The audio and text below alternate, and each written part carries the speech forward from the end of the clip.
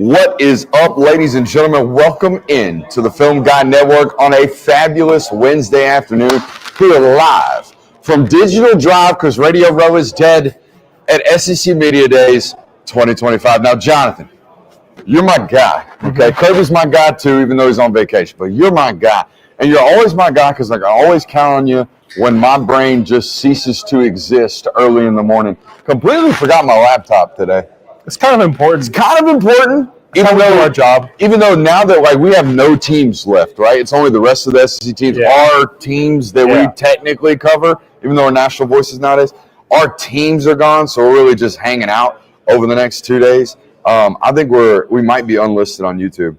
No, I think we're public. We're public. We're good there. Welcome in. Make sure you hit that thumbs up button, like, subscribe, rate, review. But no countdown today. Yeah. No countdown today. No intro. No bells and whistles. Hell, I'm surprised we even got the stream up. But shouts out to your MacBook. Hey, comes in clutch. It did. We even had to do a little maneuvering with the audio today. So if we sound a little bit different, I'm sure you'll let us know in the chat. All right, but it was Alabama Day this morning. My man Jeff Levy spoke today as well. Who else we got today? We got Billy Napier coming up. Billy Napier, and then I believe our boy Brent Brett. Yeah, our boy Brent Brett going to round out the day today at about 4 o'clock. Thoughts on Alabama? First and foremost, the first thing I noticed, Kalen DeBoer, not a public speaker. No. Now, you don't have to be a head football coach. Kind of just got to be good at leading a group of men.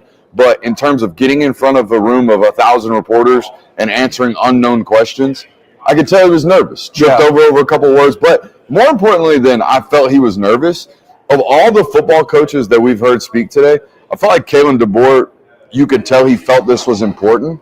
Does that make sense? Mm-hmm. Like he wasn't just, not that all these other guys mail it in, but some of these guys come up here and mail it in. They're just like, here, I like my team. We got good leadership, had a great offseason, got so-and-so amount of seniors coming back, feel good about this, feel good about that, open up for questions. I felt like DeBoer actually kind of placed pressure on himself, it felt like, going into this. While Christian is on vacation, he is still producing. He's saying that the mic is clipping a ton.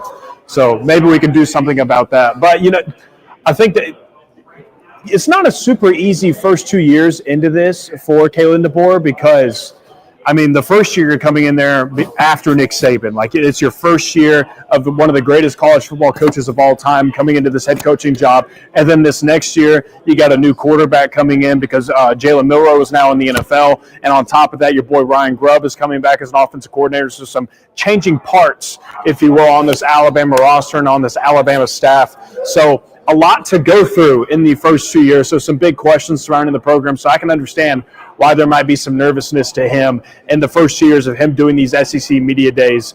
But, just typical standard business, I would say. I don't think that me or you really had any big takeaways from Kalen DeBoer's media availability today, other than I think the biggest talking points, again, that people are kind of asking about is getting reunited with Ryan Grubb and the quarterback position, which he didn't say it at the podium, but he did go on to say on TV that if they started tomorrow, it would be Ty Simpson, which isn't really news to anybody. It kind of seems like that was a track that many expected them to be on. I thought we spoke about on our show, I thought he was on some show after SEC or after spring practices and said that Ty Simpson's the guy. Yeah, I thought we came to the show with, hey, there was a little bit of unspoken news. DeBoer named a starter.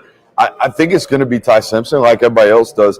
But I think Ty Simpson and Gunnar Stockton are in very similar situations where you have earned the right to go lose this job. I know that sounds wrong, but you've won the job. But not only have you won the job, you've won the right to lose it by nature of you're the old head, you waited your turn, now it's your turn. You know what I mean? Now, I don't know. The question I would want to give truth serum to both these football coaches and get an answer to is, how long's the leash? We heard Kirby Smart allude to this yesterday, that there's going to be a quarterback competition, that Gunner's our guy, and we'll see how he plays. Well, what are you evaluating? You're evaluating whether or not the other guy's better. I guarantee you Alabama's going to do a very, very similar thing with Ty Simpson this year. And he mentioned how much he likes Austin Mack and how much he likes Keelan Russell. I've been on a couple of Alabama shows today. I don't think people, even because based off the reaction from the Alabama beat reporter I was giving this opinion to, I don't think people realize how different that offense is going to be this year. Yeah. I don't think people realize how different schematic. I'm not talking about results, points per game. I'm talking about what they do and how they do it, Alabama's going to look and feel totally different this year than they did last year. Yeah, and if I was able to ask a question today to DeBoer, that's what I was going to ask him is, transitioning from a guy like Jalen Milroe, who's kind of a playmaker with his legs, to now going to a guy like Ty Simpson or really any other quarterback in your room. And on top of that, bringing back Ryan Grubb, what kind of changes would you expect from your offense, or what can people expect from your offense? Because it has to change with as many. Even if those factors weren't in place, I think you would see change regardless. Also, one of the things I picked up on DeBoer's messaging was he talks about the NFL as the next step. He talks about the NFL as a better league, I think today was if you want to figure out your proving ground of whether or not you are a great coach, go there. I might be paraphrasing that incorrectly, but was talking about Ryan going to the NFL, testing his merits, and then coming back. I have been told on good authority that I don't think DeBoer wants to be a college football coach for 30 years. I don't think he wants to be at Alabama for 10 years. I think that guy wants to win at the rate that Alabama requires in order for him to get an NFL job. And when I hear him talk about that next league being a step up, it's a little bit different. It's more not confirmation that that's going to happen to me, but just for example, I know Kirby Smart could probably go get an NFL job if he wanted to. Mm-hmm. I never hear Kirby Smart talk about the Sunday League. Not positively. Yeah. In fact, all he ever talks about is how when you go there, you don't get developed. You don't practice. Y'all don't get better. He doesn't talk about how that's the ultimate proving ground for a coach. He doesn't talk. It's just, to me, when I hear a note or a comment like that, even though it's a side comment, I hear that's how you view that game. That's how you view that league. This is how you view this one as the next down, but that is indeed the next up. You think it's the next up that he wants to be a head coach in the NFL, or you think he wants to call plays? I think he wants to. And look, I've been told this by sources in and around Alabama football program that guy is not setting roots for 10, 15 years, which is fine. Mm-hmm. I think he viewed that job as, look how good of a whole setup this is right here. Look how awesome this greatest coach of all time left it. Let me go win at a high rate and get to the league. Yeah, I mean, that's certainly a good program to be at if you just want to be there for a few years and try and make that leap to the NFL. And it's okay, Alabama fans, because Nick Saban is coming back to coaching, so you can just plug and play him back into the program once Kalen DeBoer leaves. Boy, Nick Saban really pulled the Michael Jordan. I'm going to retire, go play some baseball, give some takes next to Pat McAfee, get fed a T-bone or two, let y'all figure out all this crazy NIL stuff, and then come back and get another job. That's the best way to do it right there. Yeah. That's nice and easy. Instead of playing AAA or AA baseball for the Chicago White Sox, you're sitting next to Pat McAfee getting fed T-bones and making $8 million a year, however much. Oh, and by the way, winning ESPYs. Oh, yeah. Winning awards for your amazing media career that's 12 months old. Add into the trophy closet. Yeah. You think he's displaying that one? I don't know. Where else are you going to put him? Why would you? What is that? You live long enough to become the enemy? One of those things, you live long enough to see it become something you don't want to be. Yeah. That's exactly what happened to Nick Saban. Hates the media for 30 years and then becomes the best of. Yeah. It's crazy. I like listening to players that I covered in high school, like Tim Keenan. That was a guy that George was obviously heavily in on. He's out of Birmingham, Alabama. Goes to Alabama, plays spot play first year, second year. Became a real fixture of that defense last year. Is going to be a leader for them this year. Was asked about Diego Pavia's comments. He's already gone viral for it. He said, all disrespect will be, what did he say? All disrespect will be addressed. Mm-hmm. That's a bar? Yeah, that's a bar. All disrespect will be addressed. I like that. Now, you had a pressing question, too. I don't know if you ever got to it, but you had a specific question about Caden Proctor and his skincare. Did we ever get to the bottom of this? Bro clearly has a facial skincare routine. Now, I don't know why I held my hands like that. Bro very clearly has a very specific facial regimen, okay, because my man's skin is flawless. And he smells good, apparently. It smells great. I didn't get a whiff, but rumors are it smells great. Has over 100 bottles of cologne in his house. I think there's probably a more reasonable way to spend our NIL check, but if you want to spend it on 100 bottles of cologne, as your prerogative, said his roommate has 70 bottles of cologne. I would imagine that house smells rather good. You want to talk about displaying things. How do you display that many bottles of cologne? Seen that photo of Drake with his fabs, his fake abs, and his bar right there in front of him? Yeah. I imagine that's how these guys got it. They got that big, full-bodied mirror, and at the base of the mirror, hundreds of bottles of cologne. Now, I must say, like, walking into places like Sephora, wherever you get your cologne, it just smacks you right in the face, almost to the point where you can't stay in there too long because there's so many senses going on. I imagine that's probably what their apartment is like, don't you? Store that most connotes being smacked in the face with an aroma. What is it? Sephora, probably. Nah, I'm going Abercrombie and Fitch. Oh. You walk right into Abercrombie and Fitch and you smell like a blonde-haired You get anywhere model. near the vicinity of it, and it's like, oh, it's down that way. Skip the shower today. Don't worry. Walk through Abercrombie and Fitch right quick. You come out smelling like roses. No doubt. Yeah. What else has happened today? Jeff Levy, I won the no-tie contest. You did. I With told all you. three. All four. Four, you're right. 3 players, no tie. Jeff Levy, no tie. What do you think that is? I don't know. Keeping it loose, I guess that's their thing. By the way, I'm just imagining all the people walking by our channel and like, the last couple of days, I've heard these guys cook Hugh Freeze for a recruit he didn't recruit. They're out here talking about colognes. And now, what the hell are they talking about? Could you imagine if they stumbled across our show during season? Just the vast differences of what we've been talking about the last 3 days on this network and how we talk about the game when the game's actually being played. Guys, I'm here to tell you, ain't a piece of news come out of this event this week. Has there been? No. Not a piece of news, not one. And normally there's always a storyline, something to talk about. Hell, the most commonly repeated question is, Coach, what you think about 8 versus 9 game schedules? And we've pounded that one into an oblivion. We know what they're going to say.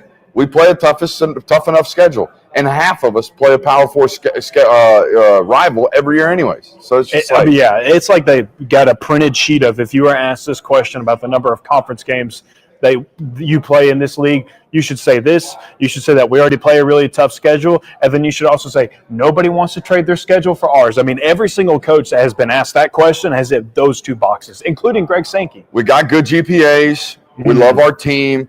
Got some new guys on our roster we're excited about. 8-game schedule. Greg Sankey to GOAT. Did I cover it all? Yeah, that's pretty much it. It's just on loop pretty much for the most part. Yep. I will say, no news out of Jeff Levy, but I do like Jeff Levy. You like him? When I listen to You Jeff play for Levy that talk, I don't know if I go that far, but you know what? Yeah, I would play for Jeff Levy. We'll find out if the curse. Yeah, I was about to say, we're going to test the grounds of the Jonathan Williams be curse. Cursed anyways? Like, people already consider them at the bottom of the SEC anyways. I mean, if you've lost to Toledo by 17 at home, you've already reached Armageddon. Right? So how much worse could it get? You can't come pointing the finger at me if it somehow gets worse this year for Mississippi State. But I think he says all the right things. And, when you're trying to redirect a program into a positive direction, I mean, just go look at Mississippi State's R-Lads, guys. I mean, there are 25 orange names, which means that is an incoming transfer for the Bulldogs. Jonathan. 80%. Yeah, he told us he has 60 new players on his roster since January 1st. Yeah, 80% first or second year players in that program for him. So my question to him was, with as much roster overturn as you have had this offseason, how do you even achieve consistency? Practice, Jonathan. Yep, got to get the reps in, got to do practice. And it's also core guys like Blake Shapen. Having those guys, the few players that you do have returning on your roster, they got to pave the way for the rest of the guys. I was curious, how the heck do you even achieve that to begin with anyways? But I do like him. I think that he's a good coach for what they need. 2 years in a row, Blake Shapen coming to SEC Media Days. How quickly into the season is Kamario Taylor the starting quarterback at Mississippi State? Oh, it's a good question. I'm going week 5. He does have a bit of an injury history. I'm not even that. To me, it's like if you're 2-4 by week 6 going into game 7. Yeah. Why in the hell aren't you playing the highest rated player to ever sign at the Mississippi State Bulldog program? Like, you need to get that guy on the field. And honestly, if you get him on the field this year and he shows any type of promise, guess who just got 2 years added to his contract, or at least guaranteed to meet the 4 years that his contract value is? Jeff Levy. He's tied to the successes of Kamario Taylor to me, so why not just go ahead and get him his lumps? I guess the only, and I hate to say honestly, this. Jonathan, are you competing for anything this year at Mississippi State? Other than bowl game. Like, we got to make a bowl game. Yeah. So you're trying to honor those seniors, and I get it. You're trying to honor those upperclassmen, those guys that came to your program over the last 2 years. However, you got to survive. Like, your coaching staff has to survive. And in my opinion, 4-7 with Blake Shapen as a starting quarterback doesn't do that. Mm-hmm. But 4-7 with Kamario Taylor the last 4 weeks looking like maybe this guy might be great. You're going to see out the rest of Kamario Taylor's career, in my opinion. I guess, and I hate to say this, but I mean, it's the truth. It's what happens in college football all across the board is what happens if you do play Kamario Taylor and he balls out.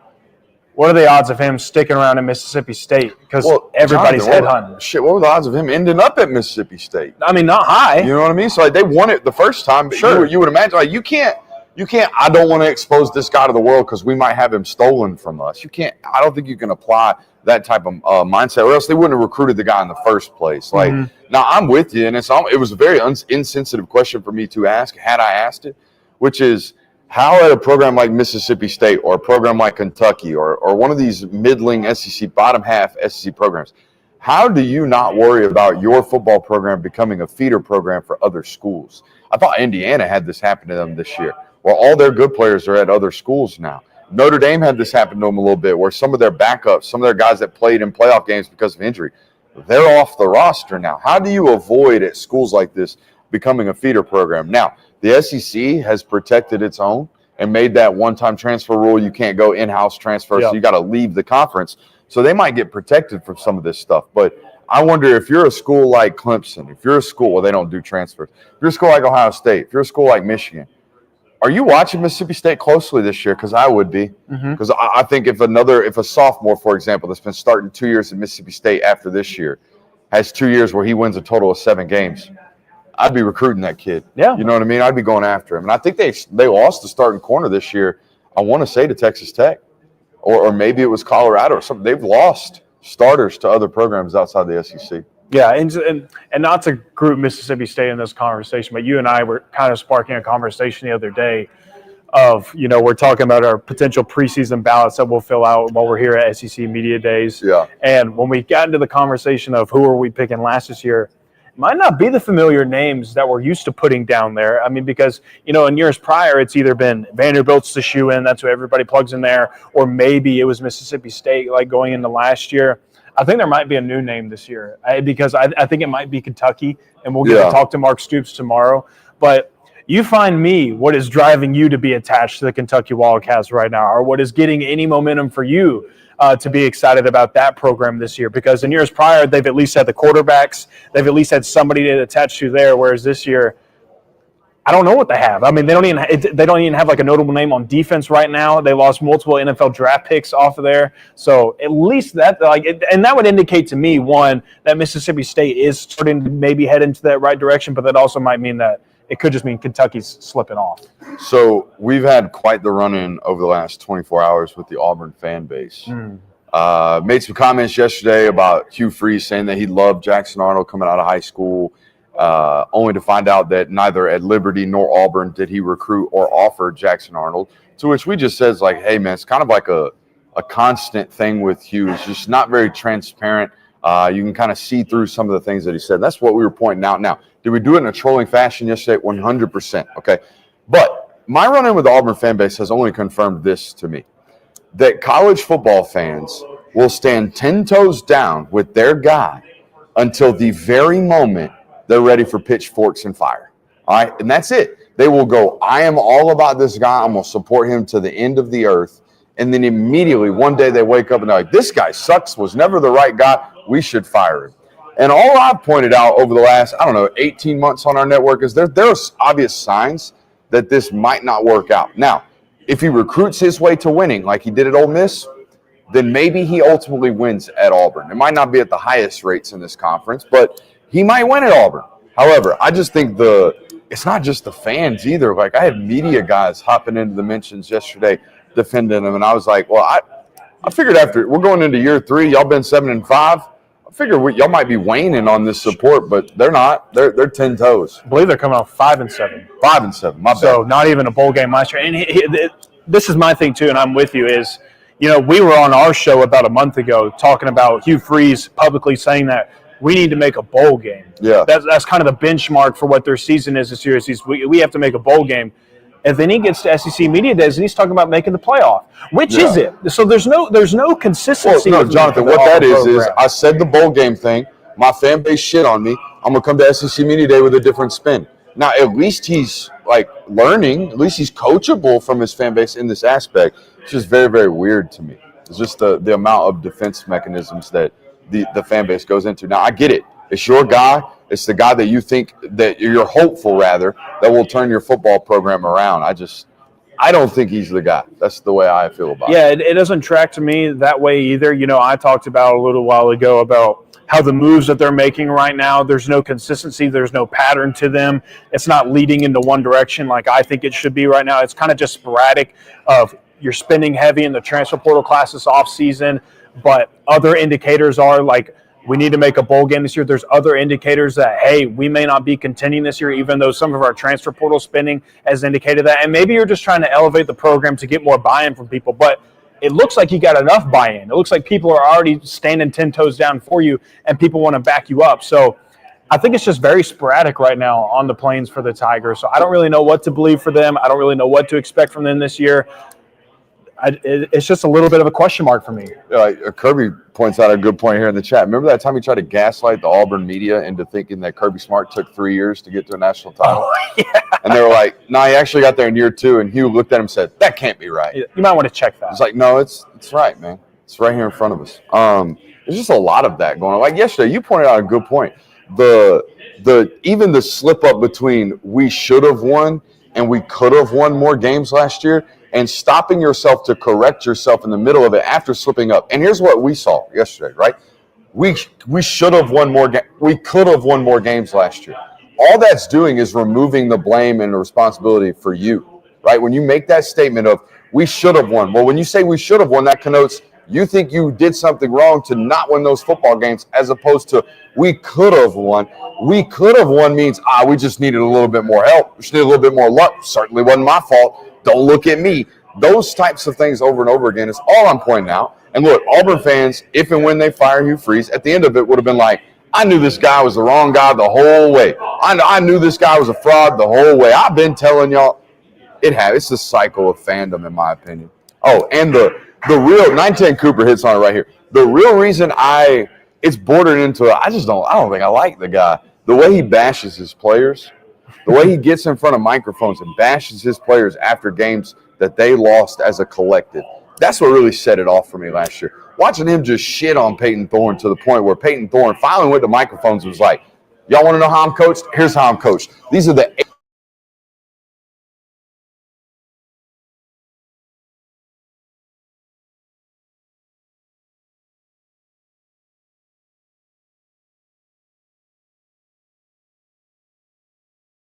There we go. Oh, now we're on it. Yeah, now we're on FaceTime. So let's change this setting right here to Black Magic. Boom. Should be good there. Boom. Anyways, Panic, guys. Where was I at? Oh, yeah, Peyton Thorne. I got 8 doors to open, Coach. So I opened one of these doors, and that's the way he coached me to do it. And then post-snap, something changed. So it just happened. I think it was the Oklahoma game where he throws a game-clinching interception. Yep. And Hugh Freeze after the game's like, I'm putting us in the right spot. Our quarterback just keeps turning the damn thing over. And Peyton got so sick, I think he was the next round. Went on the next round and was like, well, this is actually how he taught, and how he coached. We got a quarterback looking at the coach being like, stop pointing fingers at me, dude. I'm sick of it. So much so that I'm going to go out here and do it. Oh, I mean, too, and the point that you brought up, too, about Hugh Freeze offenses is that turnovers have always been a problem. It doesn't matter who Quarterback has been. You've always had turnover issues at that position. Yeah. And so at that point, the finger should be pointed back at Hugh Freeze, the head coach, not necessarily the quarterback. And, I mean, that's kind of been our biggest worry about Auburn going into this year is it's great that you got a former 5-star and a quarterback that you loved coming out of high school, and Jackson Arnold out of Oklahoma. It's great that you got that guy. But if we don't remove the issue of consistent turnovers in this offense, it doesn't matter what the talent is. It doesn't matter how talented your wide receivers are or how talented your running back room is or how talented your defense is, because turnovers are going to be a killer for you if that does not change, if that does not get fixed. The funniest thing about it to me is they're like, and I'm not going to air nobody out, but there are media members that are in my mentions defending Hugh Freeze, saying I'm misleading or misquoting or whatever. And they're in my mentions or in my DMs being like, yeah, I think the guy's a total fraud too. I think, yada, yada, yada. So it's like, I know what they're doing. They have to appease the fan base. I get it. But like, don't get mad when someone shares their real opinions on it just to cape for the guys who are caping for you. You know what I mean? So it's just different. Yeah, absolutely. Well, we have Billy Napier coming up. He may be going right now. I don't know. I hope he brings the juice. That's the number one thing about Napier for me. Very monotoned every time he comes out. Yeah, he is. Very monotone. Now, none of these guys want to be here, but at least act like you do. Mm-hmm. You know? I'm assuming DJ's here with him this week. Yes. Yeah, so that ought to be interesting to hear him talk. But I will say this. When I got here this morning and kind of going through today, I did feel like maybe there was a little bit more juice in the media room. But I understand the planning of SEC media days and the head coaches they do choose to, but I think we front-loaded maybe a little too much. Maybe. I think we gave the big names a little too early on in the week to where everybody I talk to now is like, why am I even here? I'm going to show up tomorrow just because there's going to be nobody here. And I'm going to swallow all of the interview space that is available. So if you can hear me in the shout or the sound of my voice, I'm available tomorrow. I'll come on. I'll talk about anything. I'll talk about Arkansas Hogs football. You hear me right now? I'll do it. Okay, so I'm coming tomorrow, and I'm going to work some net. You know what I mean? I'm going to work some net out here tomorrow because Lord knows, no offense, Mike Elko, but ain't much to pay attention to tomorrow out here. You know what I mean? Who we got tomorrow? We got Stoops going tomorrow. We got Stoopy. We got Mike Elko. Come on, talk to me. Eli Drinkowitz. And Sammy the Pit Boss. Turn that jukebox on. Come on now. Ought to be fun. Who else we got? We got Venable Brett tonight. Yep. I'm very interested very intrigued by the amount of first-year transfers that are here. Mm-hmm. As player representatives, right? Jackson Arnold was here. I think Jeff Levy brought a transfer from Oklahoma. Yep. And it's just interesting to watch. I guess that's how much roster turnover we got, that somebody can show up in January and by July be the face of your program, be one of the three faces of your program. Yeah, I think it's just the nature of college football to where your veteran guys, more often or not, probably are guys that transferred into your program that are in their third or fourth year. Maybe not their third or fourth year with your program, but your veterans might be coming from other rosters. Now, Kirby Smart went strictly with guys that are veterans that have been there since day one, and some other coaches have certainly brought those types of players as well. But, I mean, it gets to a point where the older parts of your roster are going to be the guys that are in their fifth year or whatever from another school probably. So Jonathan's already submitted his preseason SEC awards ballot. What were the three long snappers you wrote down? Shout out Bo Gardner. That's the only name I know. So I gave my shout out to him. And then, here's the other thing, too, is, you can't even do the basics of, Shane Beamer, he loves special teams. Well, they don't have a returning special teamer, key piece special teams. Honest to God, so it's not even an option. If you can, off the top of your head, name three SEC long snappers, you're a sicko. And you're an absolute sicko. Not to expose myself. Touch grass. But I started Please don't expose yourself. I started getting into the territory of who has the best long snappery name. Who just screams? That checks out. That dude can just spin it. I mean, you stumbled upon the John Mateer fan club last year just because of the name. That is false allegations. False allegations. I just love grinding Washington State football. Yeah? Yeah. Big Ben Arbuckle fan? I was on the Matthew Slucka train, too, until he just railed it himself. Again, top five name. You just like the name Slucka. That's why you were all over Matthew. Fernando Mendoza, I was on that one, too. About beat the Hurricanes. Again, a white dude named Fernando Mendoza. You were all over it. It was strictly name-based. You're not helping your argument here. You're just confirming that sometimes this theory of I like cool names turns out to I like cool football players. I ain't missed. That's Theory true, works. I guess. Theory works. Does it work on any coaches? Any coaches got one of them coachy names? Sit on that one. Yeah, I'll have to think about that one. Yeah. Kirby Smart's a coach's name. Yeah, that is just a classic. You coach football. Yeah. Shane Beamer's kind of one of those. Yeah. Although he seems like a car guy, Beamer. I could see that. You need to be an F1 Beamer. I'm sorry. I could see Shane Beamer doing a very, very neighborhoody version of Pimp My Ride. Shane Beamer showing up to the house, toes out. I'm here to fix your Ford Fusion. What would you like? Ooh, Dabo Sweeney. That's a football name. Yeah, Dabo Sweeney's top First name Dabo. Come on now. Yeah. Ryan Day's very NPC name. It's generic. Yeah. Create a head coach on college football. I feel like Bill Belichick only fits this because of who he is. Yeah, once the name is established. Rando from Southeast Georgia named Bill Belichick's not going to fill this. Perhaps this is a show segment we resume to next week. Yes. I like that idea. I like that idea. What else do we want to talk about?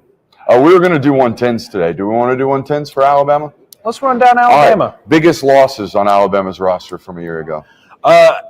They didn't really lose a whole lot. I mean, Jahad Campbell's the biggest one, in my opinion. That's one of the best linebackers in college football last year. Going to be playing for the Philadelphia Eagles if he gets healthy. So that's certainly a big loss for them. I think Justice Haynes was a big loss for them in the depth department in that running back room.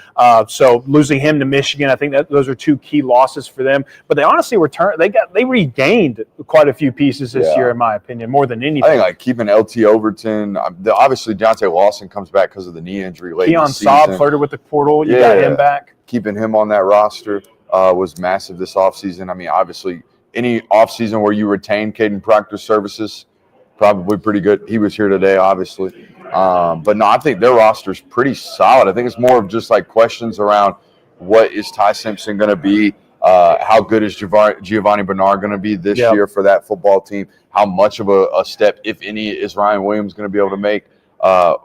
What part of his game could he improve upon? Maybe route running? Sure. A quarterback that could get him the ball? That probably more than – and that was the other thing. The amount of times Ryan Williams was running naked last year was crazy. That was the thinking I got to the other day because I kept seeing this somewhat small narrative being pushed about how Ryan Williams only had like a couple big games. He was maybe stat padding in those games, if you will. Watch the Tennessee game. Jalen Milroe struggled a lot last year to get him the football when he was wide open. And you're right, the Tennessee game is a prime example of this. If late in that football game, Ryan Williams is more open than maybe he has ever been in his career, and Jalen Milroe is either throwing it in the dirt or overthrowing him and can't get the ball to him. So I think he'll be fine. My boy was naked the entire second half against Absolutely. Tennessee. I think also, too, in that wide receiver room, they brought in Isaiah Horton, the transfer. out of Miami. They're bringing him into that wide receiver room as well. So I think they got three really solid options at wide receiver. It just remains the same question of quarterback play. And they got a lunch paily white boy in the slot over there, too. You got to watch out for that. He gonna boom this year. I think he even wears like a single digit. Oh, he earned single digit status. Wearing single digit. He's valid there. Yeah, valid. Slot receiver. Real twitchy. Real short area quickness guy. You know, great on a whip return. Ooh. We love that. Chat's really trying to figure out what I am today. Am I a sexy congressman? Am I a guy who protects the president? Am I a scam artist who sells fake car insurance? I think blue tie to me screams congressman. Yeah. If you're rocking a red tie, that screams, I work for this country. I'm protecting the president. Ooh, I work for America. All depends on the tie, man. Yeah, with the little American pendant here. Oh, yeah. I'd be right there, Secret Service front row, taking a bullet. All you need is the earpiece, man. Ooh, I can get that. I'm manufacturing earpiece. That's crazy. I can't read chat. You can't see that? You need glasses, dude. Oh. Moving on. Yeah. What are we moving on to? I think we could talk about biggest. Well, we kind of biggest additions. Biggest additions. I think Isaiah Horton. Isaiah Horton, adding that to the roster. I think adding. I know it's going to sound crazy, but having a talented young quarterback like Keelan Russell and having the fan base want him constantly might. I'm not saying Ty Simpson needs extra motivation, but it is. It's exactly what it is. It is added extra motivation, and I do think Keelan's going to be that next Michael Penix-esque quarterback in this system for DeBoer. I think that highly of his skill set. And I think, if you just look at the transfer portal moves that Alabama made this offseason, now they got a couple starters or potential starters for them, but I think they were really just kind of looking for depth. I don't think that they were really – and that tells me that, one, Kalen DeBoer loves this roster, and he loves the direction of this program. He feels good about where they're moving into this season, but – they didn't really go out there and get like some headlining name out of the portal to start for them on the defensive line, or go and get like one of these headlining playmakers or anything like that, or even like a stud running back out of the portal. It was kind of like, we got to bulk up our roster, but we love the top end of our roster more than anything. So I think that's a positive. Let's see here. Cam Dewberry, an offensive lineman from Texas A&M, transferred in. Several backup like bodies at the offensive line position. Kelby Collins is a big addition. Yeah, that was a big addition. Florida. That's a massive body coming over to help behind, I guess, LT Overton at that defensive end position. I think they're two totally different body types, though. I think LT is going to be more of a 3-tech in pro ball, and Kelby's going to be more of a traditional defensive end. But, man, that's an Alabama kid coming back to the state of Alabama. Keldrick's from the Birmingham area. And then obviously went down to Florida and transferred out. It wasn't like that was I'm leaving Florida for playing time purposes either. He was getting burned, major burn. Shout out to that man down there at Florida. Yeah, so I think that they have some key additions in some places, but for the majority of it, I think it's just going to be some familiar names on that team getting most of the run there. Absolutely. What are our next categories? We got biggest game. I know that biggest game would feel like Georgia on the road for them. Might be the toughest one to win. I'm not exactly privy to their schedule. Let me go look at it. They got Florida State. Thomas Castellanos is coming after them this year. He even doubled down today. That was crazy. Doubling down on those comments. So I think they got some business to take care of there. I think that Florida State might be the most important game. You're saying that jokingly, right? Yes. Okay. I am saying that jokingly. Honestly, manageable schedule this year for these guys in terms of SEC slates. Open with Florida State, 2 non-cons against Louisiana Monroe and Wisconsin. Swift dubs, should open 3-0. On the road at Georgia, followed by bye week before the Georgia game for both of those teams. Vandy, Missouri, Tennessee, South Carolina, LSU, Oklahoma, EIU, Eastern Illinois. Is that Eastern Illinois? We got a lot of Illinois. Yeah, Eastern Illinois and then Auburn. That's a manageable slate in year 2 for Kalen DeBoer. Yeah, I mean, I was going to try and think of a different option to give other than Georgia, but I think Georgia just kind of is the most important game on that schedule. No. You've lost 2 out of the last 3 to Tennessee. Oh, you have. You're right. As a fan base, I'd be wanting to get Tennessee off or beating them. That little brother over there in Athens, you've been handling them for 20 years. This is true. This little brother up there in Knoxville thinks they got one on us. Mm-hmm. Yeah, I think that you're right. 3rd Saturday in October. I think you're right. And got get right with Vandy. Yeah. The rare Alabama revenge game against Vanderbilt. I mean, and they you got Tennessee, and then you got to go to South Carolina. Now, it depends on what South Carolina looks like at that point in the season, because South Carolina at this point in the year is going to be starting up that brutal stretch, those last 6 games of the schedule. Yeah. So I don't know what their year is going to be looking like, but I mean, you have Tennessee that you need to get revenge against, then you got to go take care of South Carolina, then you got to go get revenge against Oklahoma, and then you got your typical late November cupcake game, and then you got Auburn. So you mentioned South Carolina. It just reminded me that yesterday, while caping for the 8-game conference schedule, Shane Beamer let the world know that the late 4th quarter win over Old Dominion. Oh, he did. Was a quality win. Yes, he did. He gave a shout out to that. Quality win. We play tough conference games, non-conference games too.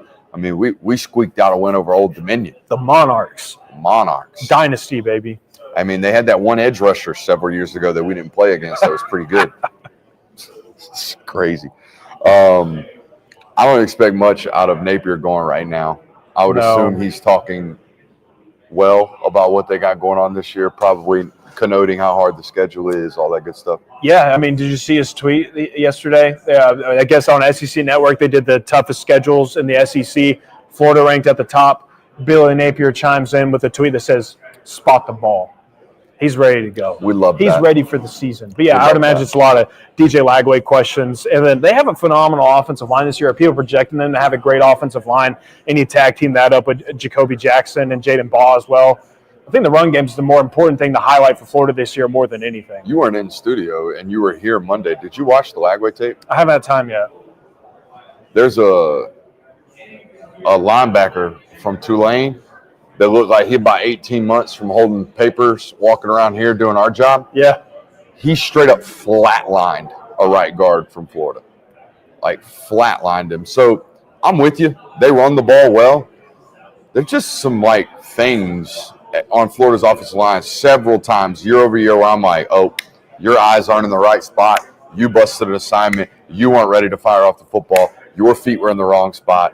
Not pointing any fingers, just saying what I see. Okay. Yeah. I think what most people typically do when it comes to an offensive line and projecting them preseason is, hey, they got Jake Slaughter. That's a really good guy. Rest of the unit's got to be good too, right? Like, they got one NFL player. Surely they got another one on there. I mean, honestly, people are doing the same thing with Georgia this year. Yeah. Like, oh, it's Georgia. They're going to have a good offensive line. Buddy, they're basically working in 5 new starters. The entire offensive line almost. 4? Monroe Freeling and – but let's call it 4. Yeah. Because Monroe, though he played last year, he played 4 games. It's a first-year starting for him. Yeah. So, yeah, you got 4 first-year starters at Georgia on the offensive line, and everyone's looking at them like, they're going to be great. Yep. They're going to be great. So I'm with you. It's one of those positions that nobody can really evaluate properly. people talking about the Pac-12 Memorial behind you guys. Yeah, damn shame. Damn shame. Should we give the folks a view of what's going on? Yeah, why not? Right. You gonna spin the camera around Yeah, a little bit? I'm gonna spin the tripod around a little bit. We posted up, baby. Yeah, we're over here in the corner. They didn't help us with lighting, though. That's No, for they sure. didn't. They damn sure didn't help us with lighting. Say bye to Jonathan. Let's get a nice little spin tour of what we got. It's the War Dam Report over there. Good folks over there at Auburn. It's our folks out here in Arkansas. We're going to spin this way so don't knock out the cord. Our folks in Auburn. A nice cheerleading outfit. A car. They put a car next to us, Jonathan. How do you know the boys have officially ran out of content? They're doing Look at Where We're At. Mom's Basement's so much better. No disrespect to SEC Media Days, but I will say this.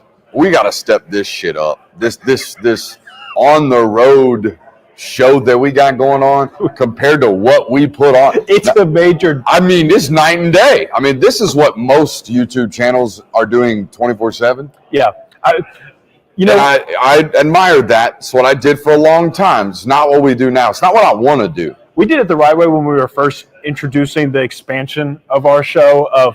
We were at SEC Media Days in Nashville, and this was the setup. And then the next time they saw us, it was in our actual studio. In Mom's basement. Oh, yeah. Big things coming over here. When are y'all going home? We're driving home every day currently. Yeah. We're right here in the city, so set through about an hour of traffic this morning. But that, that's Atlanta for you. Is what it is, But no, we'll be back in studio Monday of next week. And are we going to go Monday through Thursday? Or are we going to wait until August? What do you want to do? What you think about the content right now? I know what Christian wants to do. Christian wants to stay 3 days a week until August, and then he'll start working. But I don't know what I want to do. I haven't decided quite yet what I want to do. I think what we should do is remain 3 shows a week and then keep pumping out preseason film studies. I love this idea. Yeah. I love this idea. And then starting like August 7th, the 2-year anniversary of Mom's Basement, we'll get in there and we'll start cranking it out 4 days a week. You just mentioning August gave me some goosebumps, man. Got the goosies? That means football season. When I hear August, that means football season. So you just talk about preseason film studies, month of August rolling up, man. Speaking of goosies, ain't a damn colder room in the planet than this media room. Oh, my God. Yeah. Poor lady next to me. Goosies the whole 2 hours sitting there. It's a good thing that we are at home because, wardrobe, we have everything available to us. If you came on this road trip and you packed nothing but shorts and polos or a dress, it's been a tough week. You might have had to go hit up the local Walmart or something like that for a pullover because it is chilling. Should we talk about our 3 body type take? Save that one for off air. I think we saved that one. Save that one for off air. All right, we'll save that one for off air. Appreciate you guys for being here. Make sure you hit that thumbs up button on your way out. I love you. Bye.